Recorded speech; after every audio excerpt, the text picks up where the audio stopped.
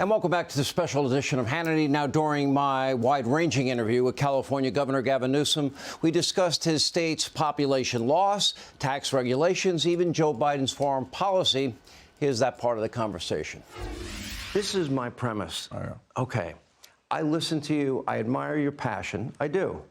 And I look at your policies, and I look at your income tax, and I look at the migration, and I look at the crime, and I look at the homelessness, and I look at, you do have a big budget deficit this year. You had a surplus the last 2 years. Massive. COVID didn't hurt, COVID monies. And I look at the quality. By the way, those surpluses were not federal transfers. Not $1 of the 177 was federal transfers. Let me just finish this. I lived in this state for 5 years. And one of the most beautiful places on earth. I was the poorest person in Santa Barbara at the time. I had no money.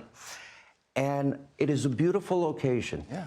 And I would argue respectfully, Governor, that if it weren't for the taxation, the regulation, if it weren't for the high cost of living, if it weren't for quality of life issues that we're discussing, if more conservative principles were applied, on law and order, on the economy, probably have higher on less redistribution, which you seem to support, I would imagine wealthy companies and people would be less inclined to leave. No. You would disagree? Yeah, I mean, look at the facts. We're on our way to be the fourth largest economy in the world. This belies all of that rhetoric, everything you just said. Look at the progress in the state. But the migration numbers don't belie that? They were anomalous in the last few years, and they've already slowed down. There's been 3 independent studies, Sean. You should take a look at them, including a brand new one from UCLA that has talked about fundamental reasons. You're asking me to look at a UCLA study? No, but the point, seriously? But my point is, why don't we make it UC I'm interested Berkeley? in the facts, not the assertions. I mean, again, we were number 10 on that list. You didn't talk about all those red states that have opposite policies that you embrace. Something clearly is not working right in those states. Which states? Mississippi, you've got Louisiana, West Virginia, that all had higher population loss. I'm happy to engage continuing. You're talking on a per capita basis. I'm talking on a per capita basis. By the way, I don't know what else matters. More Floridians moving to California than Floridians that came from California. But if you look at the cost of a U-Haul, and you take a U-Haul from Los Angeles or San Francisco to Texas, it's going to cost you about we looked into this, $2,000, $2,500. Now, if you take it, time on something else. If you take it, same U-Haul from Texas to California, you're paying $400 because you're doing U-Haul a favor. There's no other state. Say something? There's no other state where more opportunity presents itself in the state of California. It's just a fact. I mean, look at our GDP growth. Look at our innovation. Look at the entrepreneurial spirit here. It's second to none. Look at our natural beauty. It doesn't exist anywhere else in the world. You're right about that. And I agree with you. There were we didn't just establish a 13.3% for the 1% tax. It's been there 10 years. It's been there 10 years. There's been no new tax increases. I've actually reduced the regulatory burden. It's the highest in the country, Gavin. You know, it's the highest for the 1%.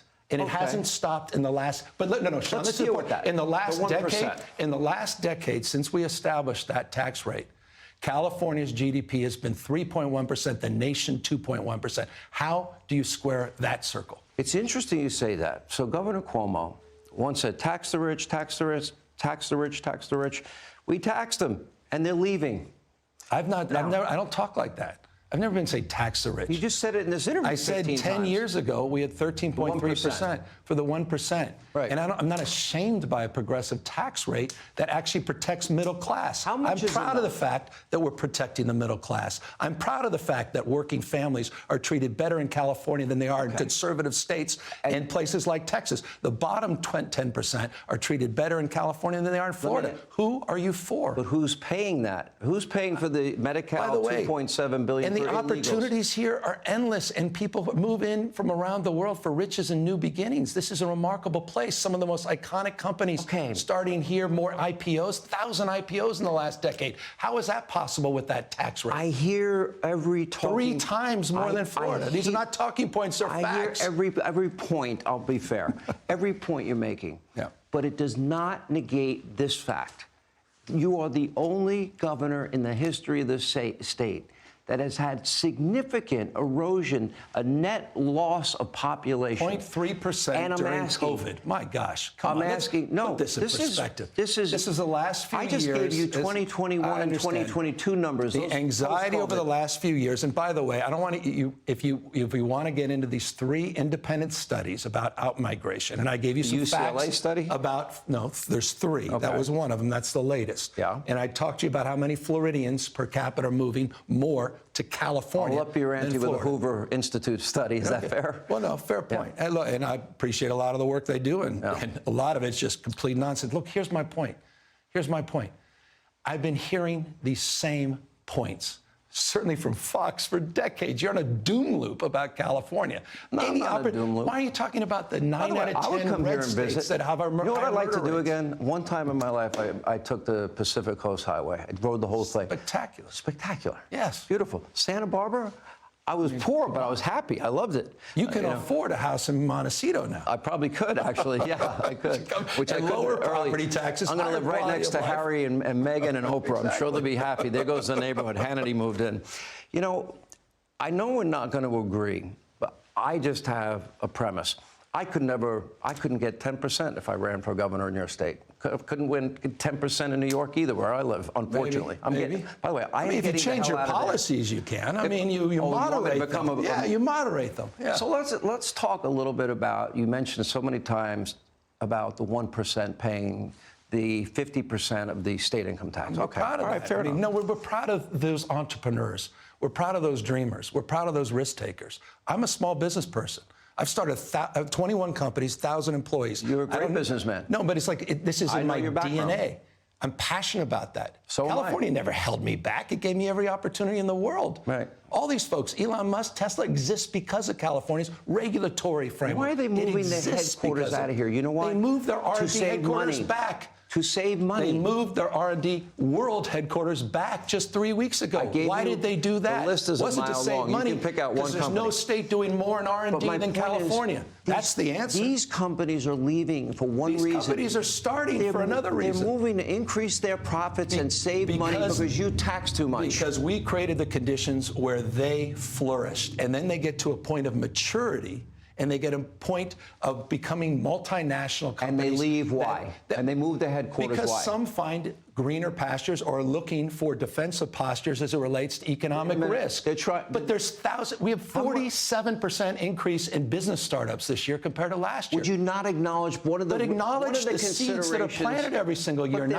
It's almost a point of success. We birth these folks. They move out of the house, and thousands more are birthed every single year. So they build their companies here, and now all of a sudden they're paying that high tax bill. They were always so they paying. move their headquarters away. No, jeez. I mean, by the way, do you support the idea? This is the honest way to be the fourth largest economy in the world. What are you arguing for? Mississippi's economic policy? Is that, I mean, literally, that's what you're arguing for. Me, if I wanted the great Sam Brownback's Kansas policy, I mean, it was a debacle. No economic growth. 71% of the GDP in America are blue counties. I would 71% of the GDP in America are blue counties. Progressive policies. Okay, that are paying high taxes. And 71% of the country's wealth. 7 of the top 10 dependent states. Let's say you're right. Let's say you. No, we're subsidizing your states, Sean, because of your policies. I'm in New York. You're not subsidizing anything for me. But your philosophy. I'm getting the hell out of New York, though. Mississippi, Alabama, I'm all for it over New York or California. Right. Yeah. I mean, I love Mississippi. But what you say, governor leaves me wanting. I'm sure. Look, this is not personal. No, none of it. But the point is, they build their. Let's give you credit. You have entrepreneurs, Silicon Valley. By the way, San Francisco in the last 2 years lost 7.5% of the population. I'm sure you saw that article. But here's the point. I would argue these companies are leaving and they're moving their headquarters and they're moving employees and they're going through that expense because regulation, taxation, it is stymieing the incentives to build businesses here. Now, I would argue to you that if you lowered taxes and lowered your regulation standards, that California would be a net migration state. But I know you're not going to agree with that. I'm passionate about regulatory reform. I've got 11 regulatory bills on permitting and procurement. I've never taken a backseat to anyone. I've reformed our CEQA bills. I've done it as it relates to vegetation, forest management, related forest fires. Again, I'm not an ideologue on any of this. I have not argued for increased tax rate for the top 1%. It's been around a decade. And look at the receipts. You're not talking about lowering it. Look at the receipts over the last decade in economic growth. We've outperformed most Western democracies. The state has grown, just like our American economy has grown by $4.4 trillion since Biden's been in office. Our global GDP continues to be dominant. All of these this country's doing remarkably better than I think a lot of your viewers believe. Under no circumstances would you consider running for the Democratic nomination? No. None. None. Not after this conversation. No. What is this conversation? This is the worst interview you've had. That's a pretty. Listen, I want your passion. I'm just telling you, Joe Biden could not do what you're doing. And by the way, that ought to tell you something. And you know what? I know deep. I couldn't do what he's done. I know deep Master down. class I know in the last 2.5 years of results. I know deep down inside, you know it's true, but you're a party guy. You're sticking up for your guy. And you know he's a cognitive I love mess. my president. I don't dislike him. I just want him out of office. And of decency and character. I want somebody that can stand up to China, Russia, Iran, and North Korea. He's doing, I think, a master. We've united NATO in ways it's never been united. Russia's never been weaker. How would you have handled the Chinese spy balloon? What would you have done? Oh, come on. You know what? What would you have done? I don't have the details of knowledge of the nuances. Based on what you know, I would have taken that sucker out of the air before it even hit Florida airspace. May have put a lot of people's lives at risk when they originally talked about it, and there was a reason they delayed those first attempts to do that. I think his containment policy has been thoughtful as it relates to China. Based on him taking out one of our drones? What would you should acknowledge President Biden's policies are not completely dissimilar as it relates to China to what Trump was promoting as it relates to transfer of sensitive technology. You know what? Ukraine wasn't invaded under Trump. China wasn't saber-rattling. Russia's never been weaker. They're confronting our alliance has never been stronger. G7's never been stronger. They're confronting our Navy in the South China Sea and the Pacific. They're confronting our fighter jets in international airwaves. They're spying over our country. Drones are being taken out by Russia. They're flexing. And you know what Joe did? Flexing around you know the what globe. The consequences were? Nothing. Would you allow nothing to be a consequence for China and Russia if they did that? I think his policies against China have been very impressive in terms of in what way? In the context of building, ironically, on some of Trump's policies without all the bluster as it relates to tech transfer, as it relates to building alliances in the Pacific, as it relates to building alliances. Their defense secretary rejected our outreach to meet with his counterpart. You know, these are situational challenges that we've had historically around the globe as it relates to our Navy adversaries. Confronting our Navy. Can we talk about 200 and these guys have less than $300 billion to spend every year on the military. America's at $887 They've been building up their military for a decade. How many military bases around the world does China have, Sean? The exact number I wouldn't know. Djibouti, we don't know. One. Okay. We have 750. I'm worried about what's happening in Cuba. Okay. China's now extended their sphere of influence in Africa, in Latin America. They have one treaty arrangement, and that's in North Korea. We have 50 around the globe. I mean, it's apples and oranges. We spend 10 times more than the next 10 countries on military spend every year. Our alliances have never been stronger. Places like Australia, which is the new missile Germany threats. Relates to what about all these are concerns? If you were president and China well. wants to fulfill their territorial ambition and take Taiwan, what would you do? I'm not going to get into that. Why? That's a more nuanced and complicated thing. That's for a presidential aspirant to answer. We have a policy. It's well articulated. I stand by it. I think you're going to be convinced to be one, but that's my theory. We can talk Ukraine next time. And coming up, more of my interview with Governor Gavin Newsom. Up next, we debate the issue of his gun control push and much more. Straight ahead.